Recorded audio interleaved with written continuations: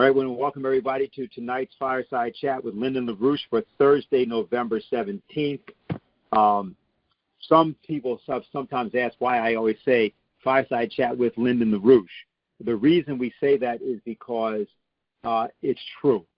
That is to say that this was something that was established by Lynn, started a little bit before, actually, Lynn knew it was happening, but he expanded it, and was a way for him to try to directly speak with anyone in the country that wished to talk to him, something that we had seen him do extensively in his 1987 campaign in New Hampshire, where what he wanted to do was, rather than, though we had larger meetings, rather than just rely on that or a campaign office or sort of, the usual sort of events people think about, he wanted to sit and speak with people, usually around a meal.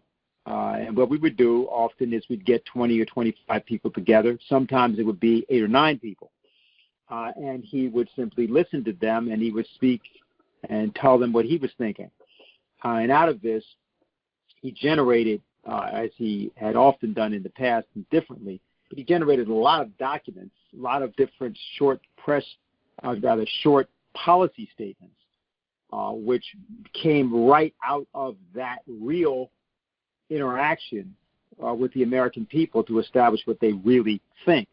Now, this is something that has become extraordinarily important in the last 72 hours, because the approach we took, that is this organization took, to the electoral season of 2022 turned out to be not only the right one, but one that was indispensable, in that the primary matter that we brought to people's attention was the danger of a slide into or stumbling into or careening headlong into thermonuclear war. At the time that we did it, many tried to act as though that was not a primary matter, at least for the election. But in fact, 1 week after those elections, the world was almost placed at the brink of thermonuclear exchange, had it listened to the person that has been, or rather ostensibly been, the subject of the preponderance of American military support and NATO military support, that is Zelensky and the Ukrainian regime.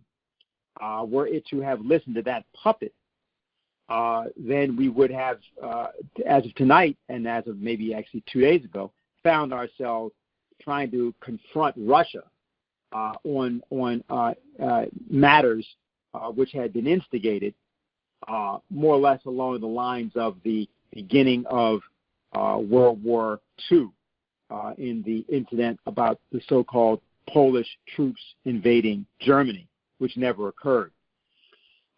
Now, just so people are aware of this, because some persons I was speaking to just before this call, actually one of relatively closer persons, was unaware that Biden and the president of Poland, among other leaders, had explicitly ruled out categorically that the missile found could have been shot from Russia. I just want to say a couple of things about this so people remember what happened to you. And it's crucial because of the issue of our publications and this organization and what it does. You may remember that you were first, though, there were 2 missiles, at least 2 missiles that had been fired. That had been fired on Russia, by Russia on Poland. This was in various newspaper outlets here in the United States, and particularly in London. But also headlines were noted in places like Germany. One of our members referenced a headline in Bild Zeitung, I believe it was, which said Putin kills 2 in Poland, 2 people in Poland. Just so everybody's clear about the incident quickly, Ukrainian missile, which is one of the S-300 class of missiles, fell on a farm in Poland. It crashed. The warhead did not go off, but 2 people were killed.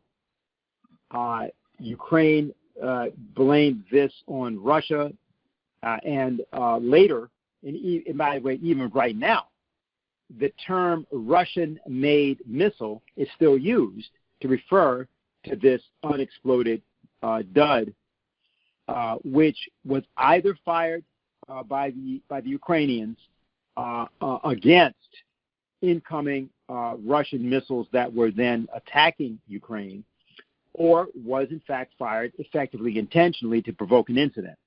The second cannot be ruled out, although there are many that have tried to rule it out categorically. And the reason that it can't be ruled out is because, first of all, the range of the missile is about 70 kilometers. So the Russians could not have shot it because that's the range of the missile. They wouldn't have shot a missile like it. Secondly, the missile was a surface-to-air missile. So it wasn't even, it's not a missile that would have been shot, in other words, in order to hit a target. The missile was a defensive missile.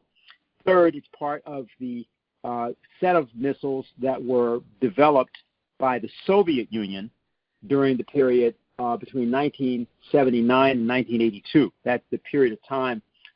They were being developed earlier, but they were deployed in that period of time. So that it stretches back to that time. Most of what Ukraine has been using in the war are Russian-made missiles because it's all stuff from the old Soviet times. And then finally, upon inspection, it was found that it came from the stocks. It was identical to the stocks of stuff that Ukrainians have been using in the war. So Poland said, no, this is a Ukrainian missile. Biden, that is the United States, said it's a Ukrainian missile. And Zelensky continued to state that it was not. It was a Russian missile, and it was fired from Russia. What's relevant is if you assume that for a moment that Zelensky is not simply insane, because then if you do assume that he is, then why are we giving him and his country all this money without deposing him will be the first question. So if you assume he's not, then why does he think, including as far as I know up to now, unless somebody can tell me that he's now denied it, why does he think that he can get away with stating something which is clearly false? The answer to that would be that he is aware of or believes that he is aware of or related to some faction that is within the American government, within the Polish government, that believes itself to be defending him and what he represents, which is this mad drive to provoke the world to thermonuclear war. Now, British intelligence was accused by Russia of launching the attack on the Nord Stream pipeline, blowing it up. They were also accused of launching the attack on the bridge in Crimea. So this incident occurred while Biden was at the G20 or Group of 20 meeting in Indonesia, and Biden called a meeting of the NATO forces, NATO countries. Excuse me, it was the G7 countries there. And these countries were not very enthusiastic about signing on to some censure of Russia. And while people still can try to quote blame Russia, let me just point out that the things we're talking about would have been considered to be utter, thorough insanity at the time of the JFK administration in 1962. What I'm describing so sort of blithely in what I just said would qualify as sheer lunacy. But the fact that it is not seen as such and treated as such by the Congress of the United States, Senate and Congress of the United States, indicates to you the depth of political and moral corruption in this country at this time, probably the greatest in its history. You have a more corrupt electoral system, a more corrupt congressional system, and a more corrupt legislative process than at any time in American history, including the time of the robber barons. And you can know that if, for those that like quantities on these things, just look at the billions of dollars, hundreds of millions to billions of dollars that were spent on the last electoral cycle. What we want to do tonight is a couple of things. We're having a conference on November 22nd. It's the third conference that we are having of its type.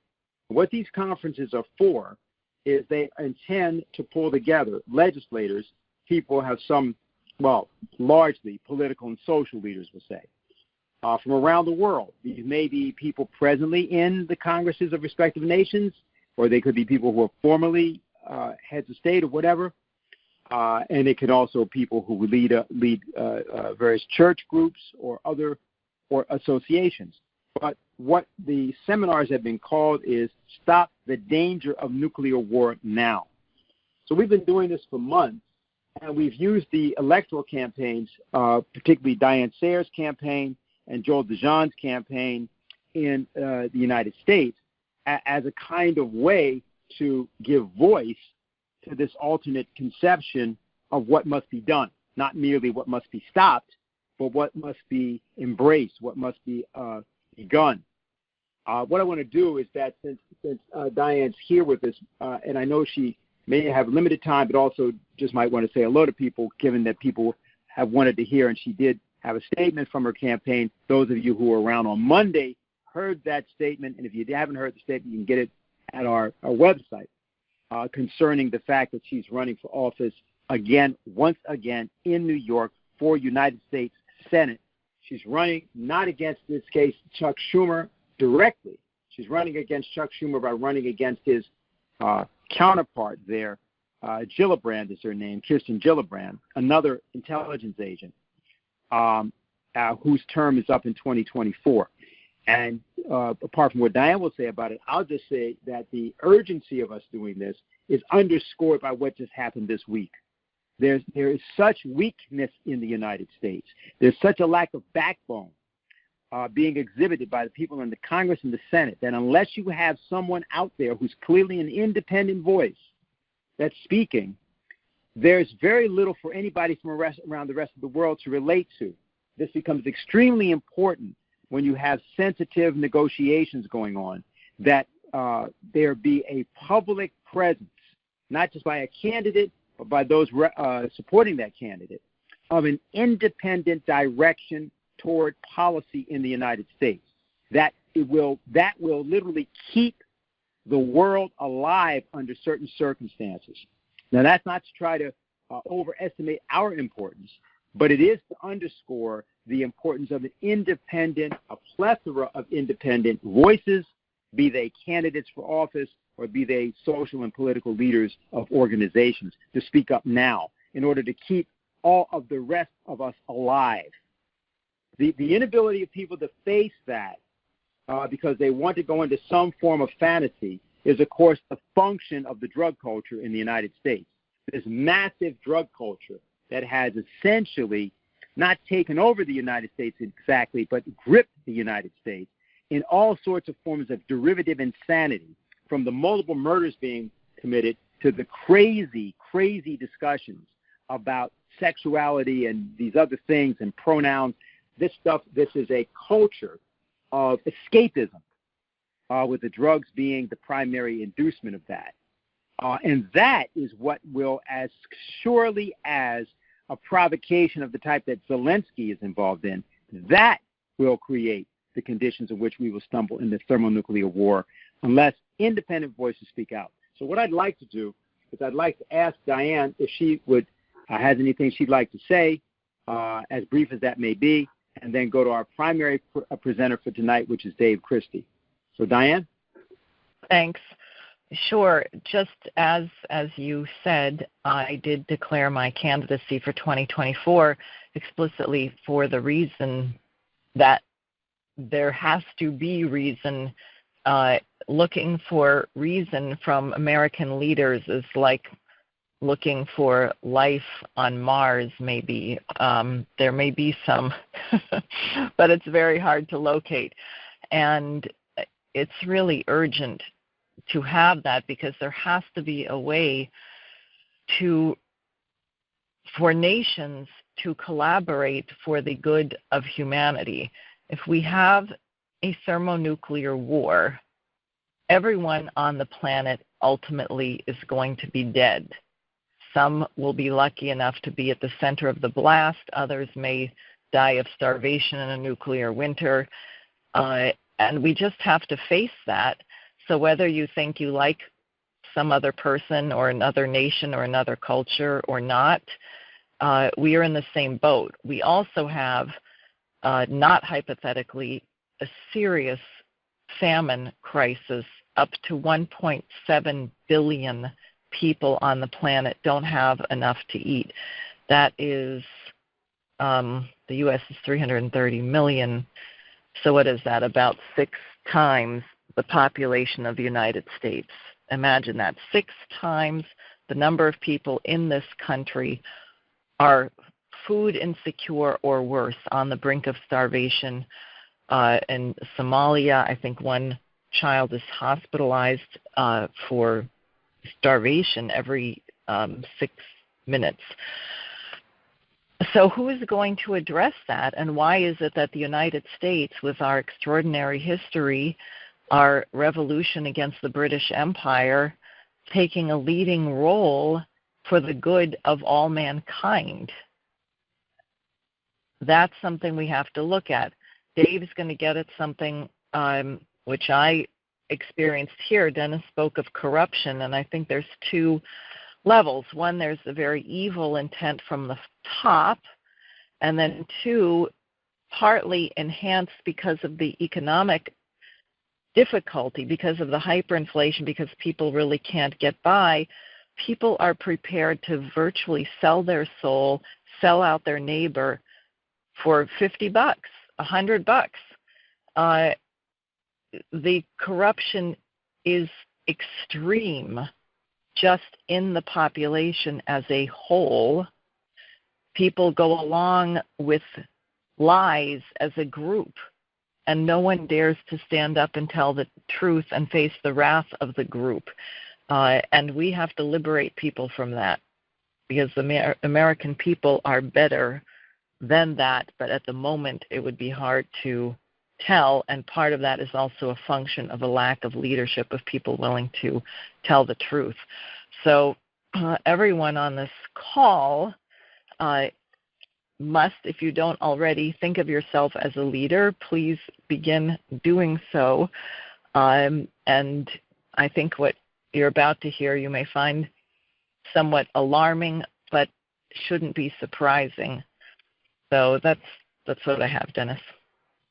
Okay, yeah, thanks a lot, Diane. I just want to say that one of the things that everyone can do, if you just joined us, we'll be going to our primary presenter, Dave Christie, in just now, but is to subscribe to our publication, particularly the Executive Intelligence Review.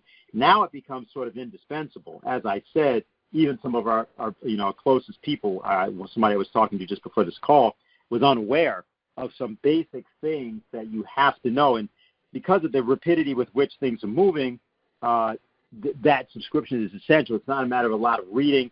We have it is significant in-depth coverage that we're going to have, and we do have, but we also have this kind of daily intelligence storyboard and briefing. And so this is a way for you to find out from us what's actually occurring.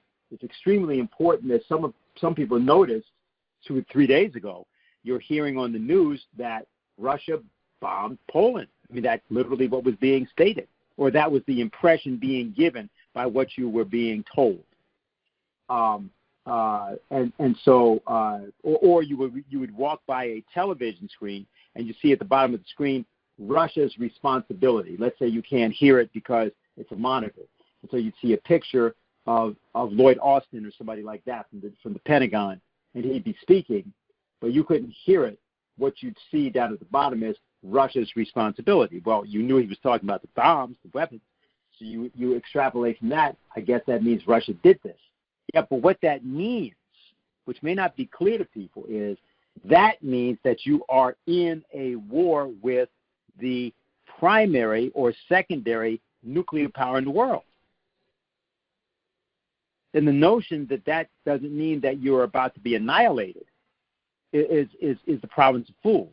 So just wanted to say that and we'll go to Dave now, but if you aren't subscribed, become subscribed. There's other things that can be done which can be discussed later on in the call. So, Dave? Yeah, Dennis, can you hear okay? Yeah, you're pretty clear. Go ahead. Okay. Well, so I want to give a review of a group, I suppose it's called, the Election Security Group. And obviously this is in the context of what we have experienced in these elections, if you want to call it that, but the broader political dynamic of which this election security group is certainly involved in the shaping of. And, clearly people have concerns over the nature of elections and how the votes are counted and so on. The obvious simple answer to all of that would just be some damn paper ballots. Certainly these voting machines have caused concern. Diane sent around screenshots of her votes slipping from 55,000 down to 30,000, and I think it ended up somewhere around 25,000 just as more votes were being tallied up. And so certainly you wonder if there's games being played, whether or not these voting machines play a role in all of that. Certainly we've seen in the recent period a lot of people with those kind of questions. Now, however, that's, look, there's been old-fashioned corruption around elections forever, whether it's good old-fashioned ballot stuffing, stuffing the boxes and all of that. So that part of it is not necessarily new, and certainly we need to get to the bottom of it, for the sake of people even believing in the credibility of the deliberative process that makes up our republic. However, there's another aspect concerning this election security group, because I have no idea whether, what kind of control they have over voting machines and so on. But if you look at the history of this election security group, you see that there's a kind of a broader purview of really the control of information.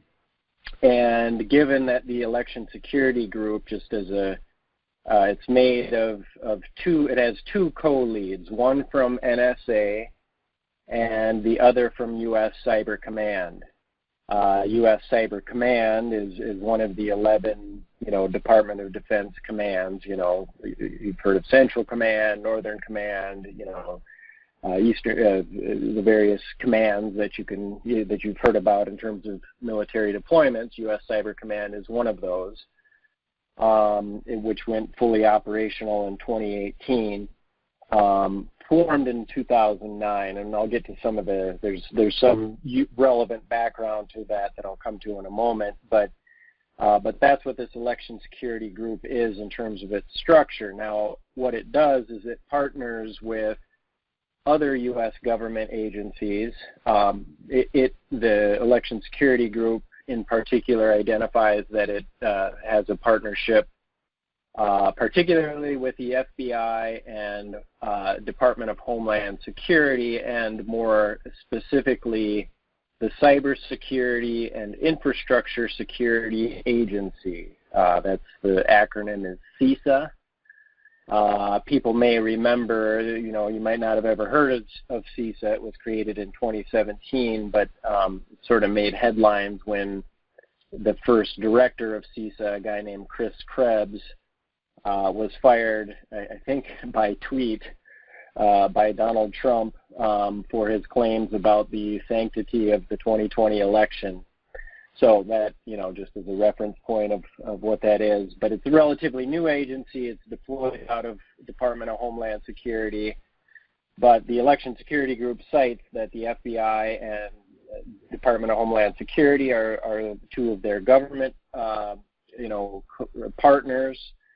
But they also cite their work with CIA, with the State Department, with the Department of Justice, down to the state level at the Secretaries of State, for the 50 states that is, National Guard, the Election Assistance Commission. If you start looking into this group, you find out that they partner with all these government agencies, and they refer to it as a whole of government effort.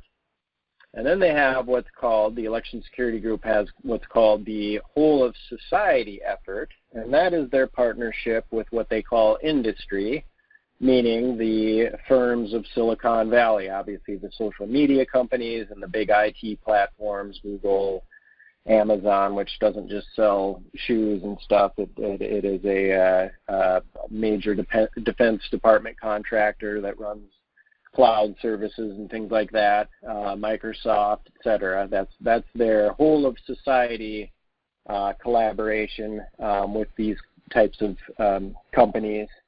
And then they also cite Paul Nakasone, the present head of both NSA and U.S. Cyber Command, has said that the Election Security Group also values its foreign partners.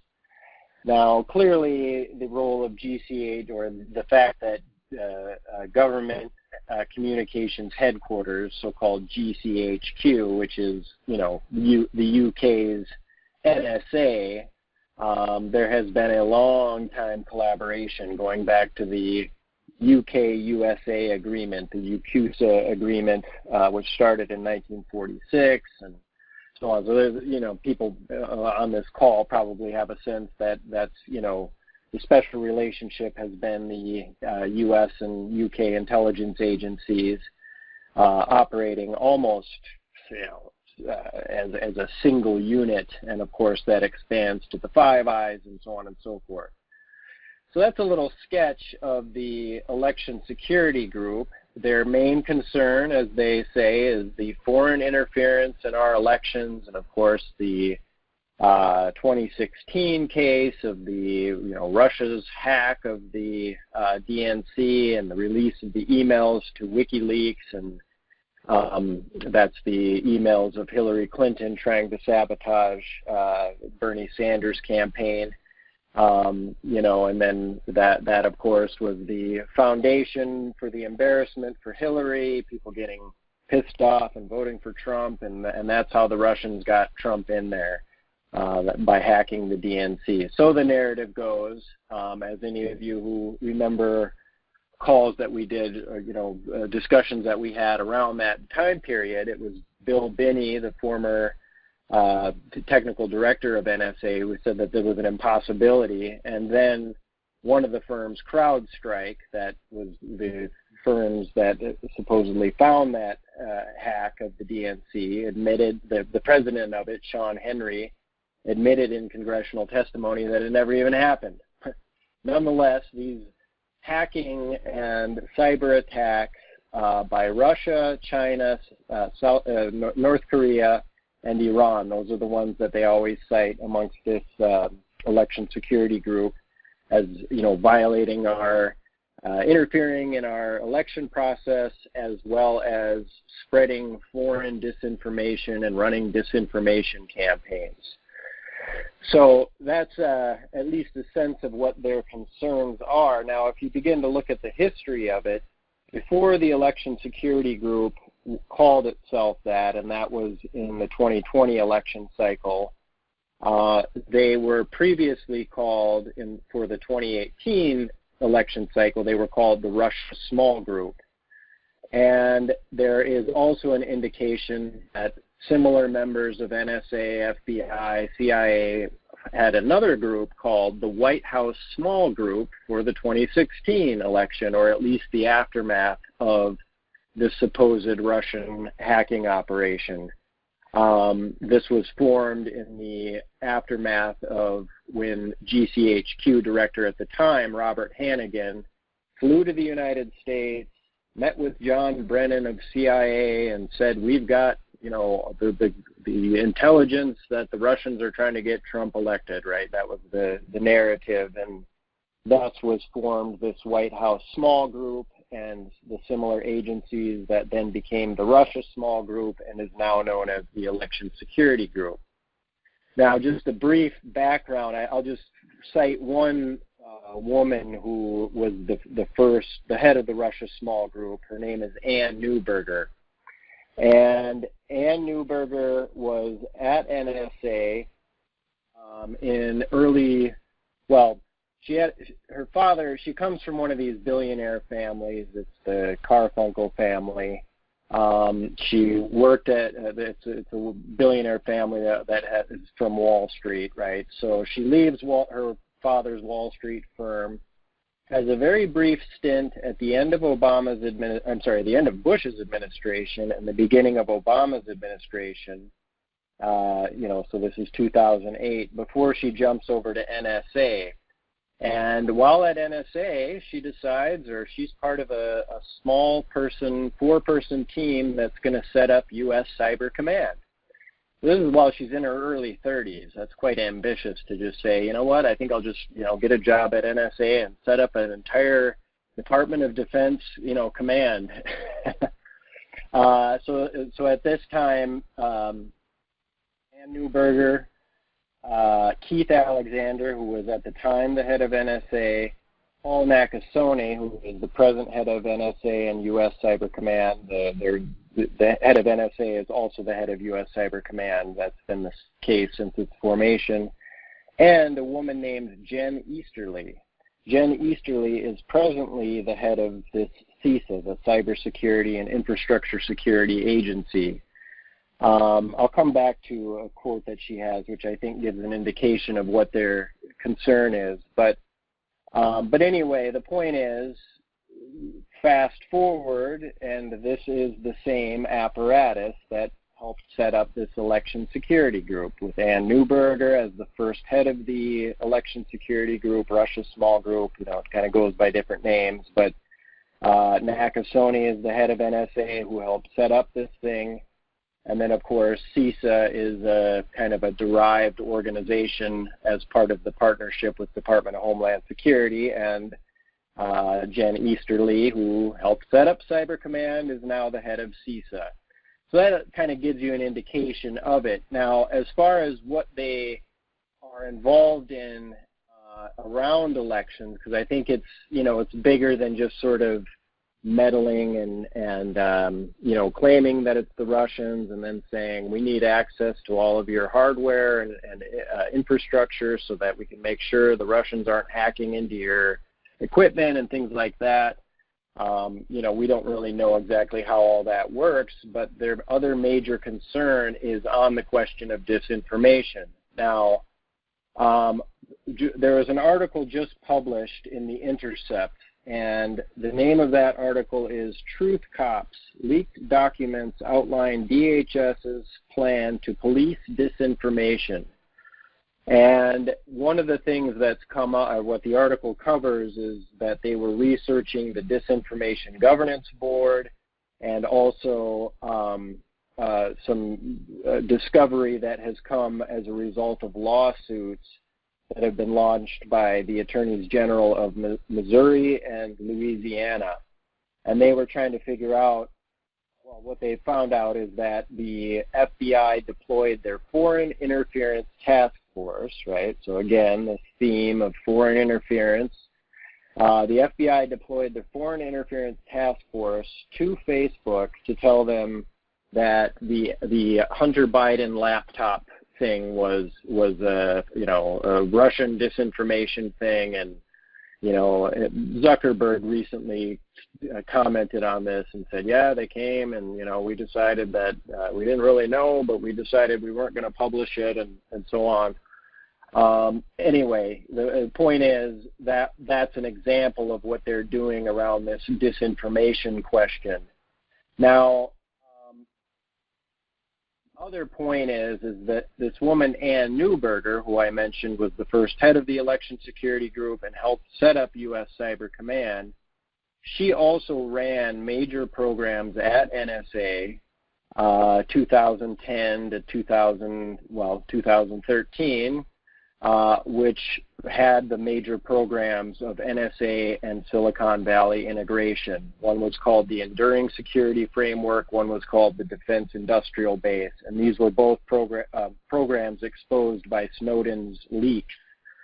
And Julian Assange says that these were the programs that integrated Google into NSA, or perhaps the other way around, maybe NSA into Google. It's this private-public mix, which is old-fashioned synarchist operations. But anyway, Ann Neuberger, after running these programs and having them be exposed by Snowden, she then becomes NSA's first chief risk officer, and basically media reports say that she was the one that handled the PR in the wake of the Snowden document release showing this kind of integration of Silicon Valley and the NSA. So anyway, you get the point that this integration, this whole of society approach of bringing in people to monitor foreign disinformation campaigns, foreign election interference. This is not new. This grouping has been involved in those kinds of Silicon Valley and NSA integrations for over a decade, more or less. So now let me just end with this, because I could probably go on, and I think that I just wanted to give a kind of a flavor of it. The bigger question to ask is also whether or not this is actually the U.S. military, in a sense, with boots on the ground in the United States. And I want to read you a quote from the history of U.S. Cyber Command. They say, concerns over foreign interference and disruption of the upcoming U.S. elections in 2018 drove changes in U.S. Cybercom's authorities and led to USA Cybercom NSA Russia Small Group, the one headed by Ann Neuberger, as I mentioned, supporting government-wide efforts to defend the midterms. The group's efforts informed an even larger effort, the Election Security Group, to defend the 2020 election. Both campaigns implemented the DoD Cyber Strategy's Defend Forward approach to cyberspace operations, in which the command acts to defend vital systems and impose costs on adversaries while enabling our government and allied partners to perform their missions more effectively. USA Cybercom and NSA continue to work together to identify, mitigate, and respond to intrusions such as the one behind SolarWinds. Now, there's a longer story behind SolarWinds, Colonial Pipeline, JBS, food processing.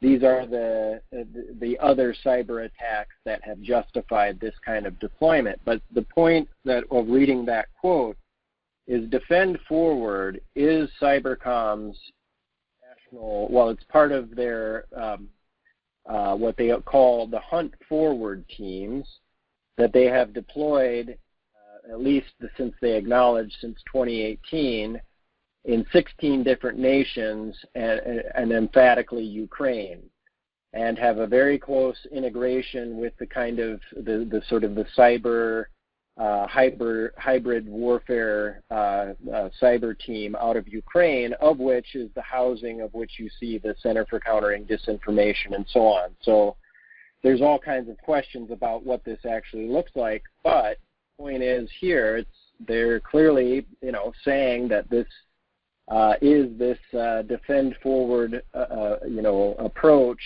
that they are deploying internationally and clearly are deploying here too.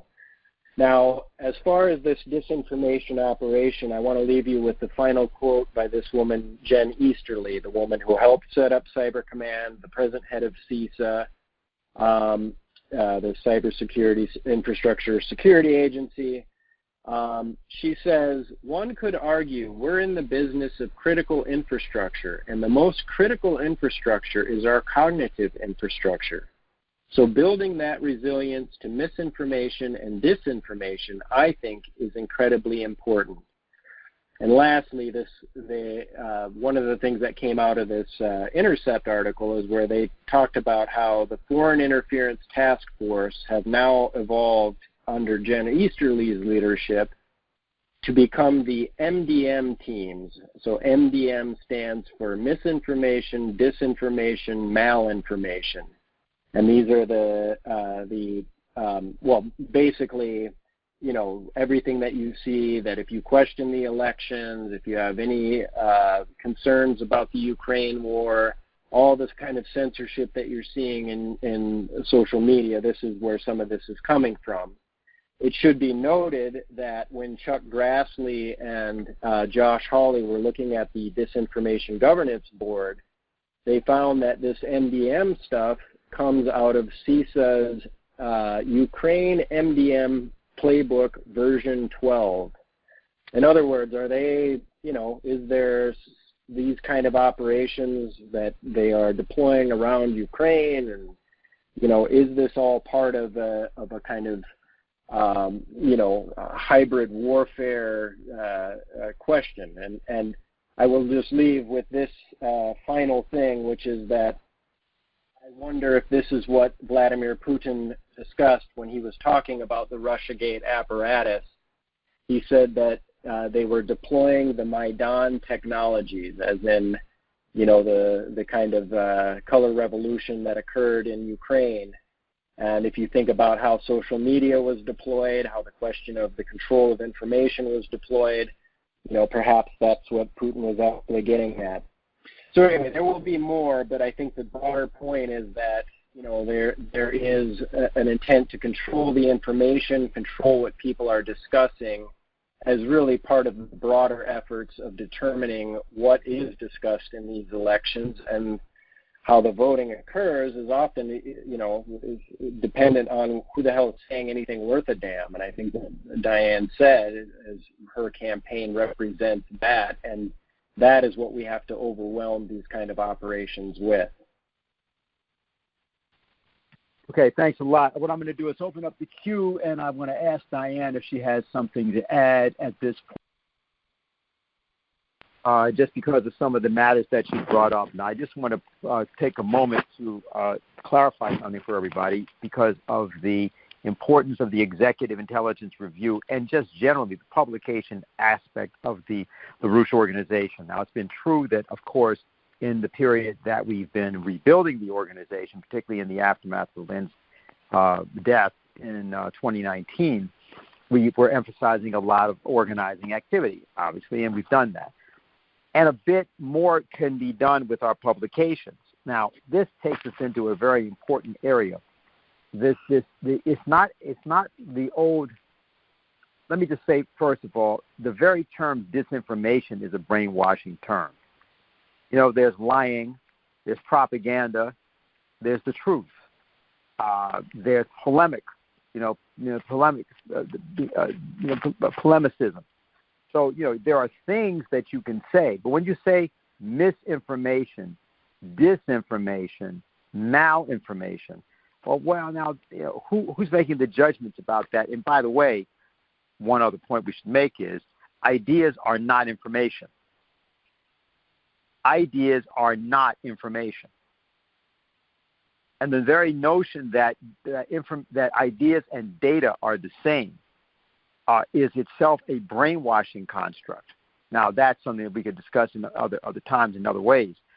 But what I think becomes important to understand about right now and why the statements that we've come out with, Diane's statement and other statements, clarity about these matters that we bring and just bring it to bear. For example, where many of the people in the aftermath of the 2020 elections went wrong, because they were trying to detail methods of vote fraud that occurred the day of the election. The method of fraud that was used occurred from the moment Donald Trump was elected.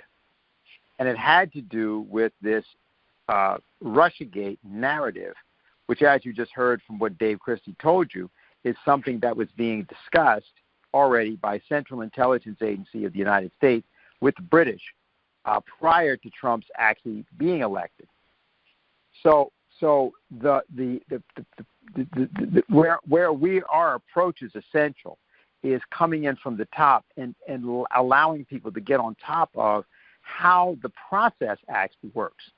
One story, which is sort of a cautionary tale, which I'll just reference here, was and I didn't say press *6 to get in the queue.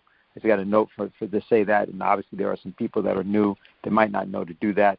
Press *6 to get in the queue if you have a question or a comment.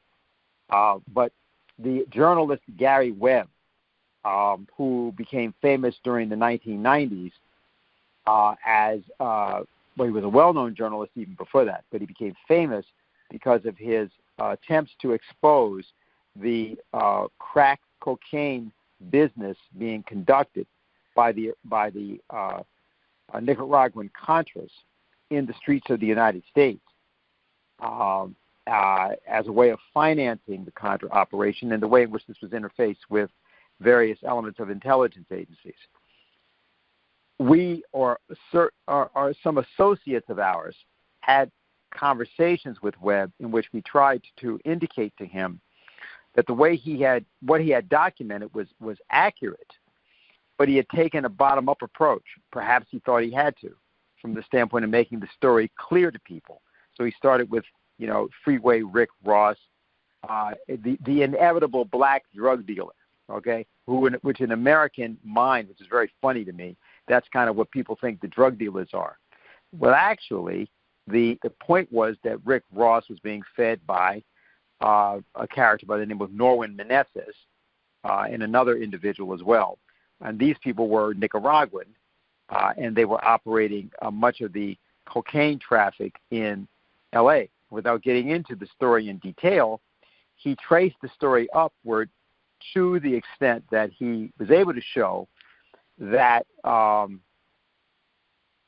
key figures of the then Iran-Contra offensive were in fact being, financed, and they were touring the United States, and that this money, which was drug money, was being used for the war. Well, what happened was others attempted to assert, wait a minute, he's just proven that the CIA is running drugs in the ghettos of America.